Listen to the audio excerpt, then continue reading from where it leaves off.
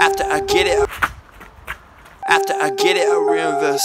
After I get it, I reinvest.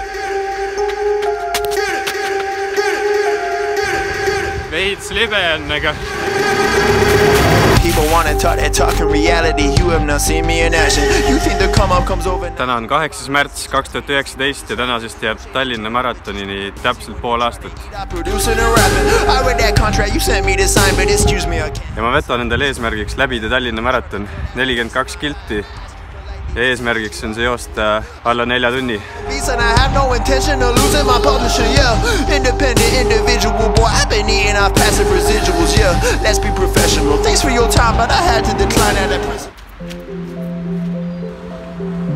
Kokku tuli 7 kilti, 5,54 kilomeeter.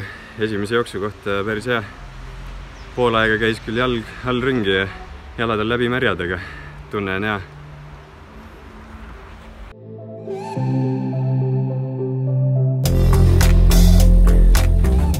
Joosta 4 tunniga maraton. Mõni kindlasti mõtleb, et mis see siis ära ei ole.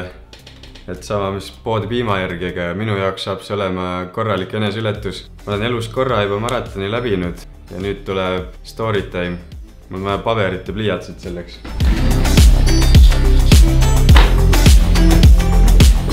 Mul ei ole markerit.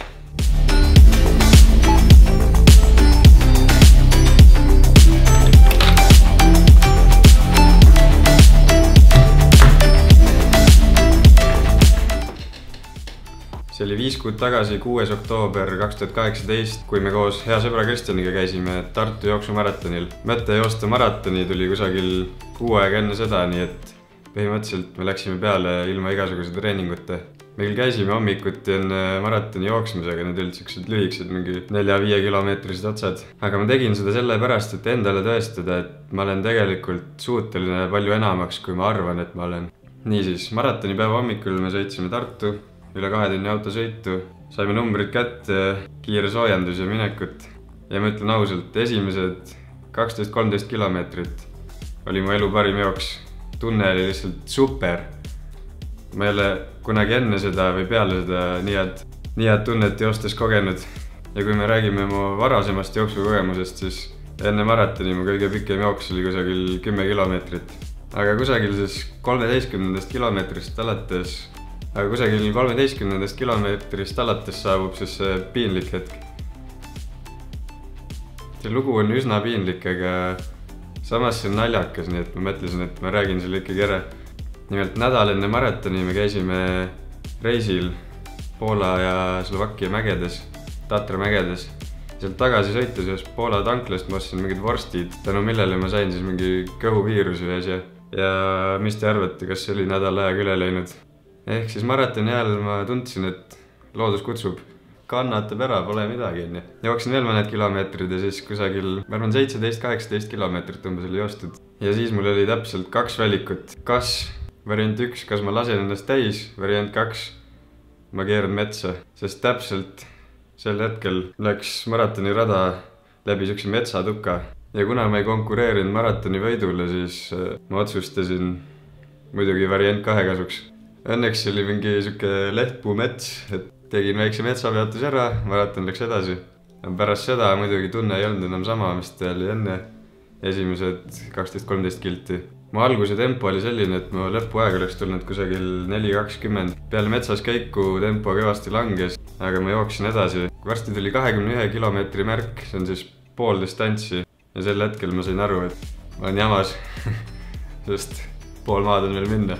Ma jätkasin, tempo pidevalt langes ja kusagil 29 kilti oli joostud, kui ma sain aru, et ma ütleks, et mu selg oli isegi tunduvalt valusam kui mu jalad. Ja sealt edasi ma hakkasin kõndima. Kusagil 30 kilomeetril mul tuli paar inimest vastu ja nad ergutasid mind, et ainult 10 kilti on veel minna. Et mis see siis ära ei ole. See ei ole palju, aga kui sa oled enne seda juba 30 kilti jooksnud, siis järgnevad 6-7 kilti ma lihtsalt kõndisin. See oli paras piinike. Ja kusagil 35. juures ma mõtlesin, et ma ei jaksa enam. Aga tol hetkel, kui ma oleks ringi pööranud, mul oleks finišisse olnud umbes sama palju, kui mööda rada minnes. Nii et ma otsustasin, et ma teen selle ikkagi ära, ma sundisin ennast lõpuni minema. Ja selle käimise ajal ma taastasin niivõrd palju, et varsti ma sain uuesti joosta, nii et umbes, ma arvan, viimased 6 gildist ma mingi 4-5 jooksin. Lõpp läks jälle juba päris lihtsalt. Ma jõudsin finišisse, ma lõin käed taeva poole. Tunne oli päris hea, ma ütleks. Aga mul oli selleks maratoniks 2 eesmärki. Üks oli see maraton läbida, siis ilma treenimata. Selle ma sain tehtud. Ja teine eesmärk oli maraton läbida ilma jalutamata terve maa joostes. Seda ma täita ei suutnud.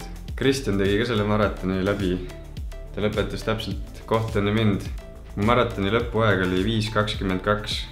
Ma lõpetasin üsna võistlejate rivi lõpus, aga see ei olnud tol hetkel üldse oluline. Juba samal päeval peale maratoni Tallinna tagasi sõites ma mõtlesin, et ma tahan seda uuesti teha. Maratonist taastumine võttis kusagil 3 nädalat. Meile sellist lisasvalu varem tundnud, nagu esimesel nädalal oli, see oli ikka väga hull.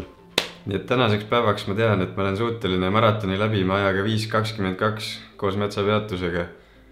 Kui te kunagi lähete enda esimest maratoni jooksma, siis punkt 1, tehke selleks trenni. Ja punkt 2, ärge minge jooksma, kui te olete saanud toidumürgituse või kui teil on mingi kõhuviirus. Ma täpselt veel ei tea, kuidas maratoniks õige treenida oleks, aga mul on pool aastat aega, et see välja selgitada. Ja kui te sellest videost endale ühe asja kaasa võtate, 2019 aastast on juba 2 kuud möödunud. Aga seadke praegu koos minuga endale vähemalt üks sportlik eesmärk selleks aastaks, mille te täita tahate. See ei pea olema maraton, see võib olla poolmaraton, see võib olla hoopis mingist teisest valdkonnast. See võib olla ka mingi eesmärk näiteks, et jõuan 3 päeval nädalas trenni või midagi taolist. Pange see eesmärk endale paberile kirja ja tehke see teoks. Kirjuta alla kommentitesse, kuidas sulle selline storytime video meeldis. Kui meeldis, viska ikka pöial. Ja kui see video sulle midagi andis, midagi positiivset, siis jaga seda videot ka sõbraga. Olge mõnusad, tehke ikka ägedaid asju ja näeme peagi. Tšau!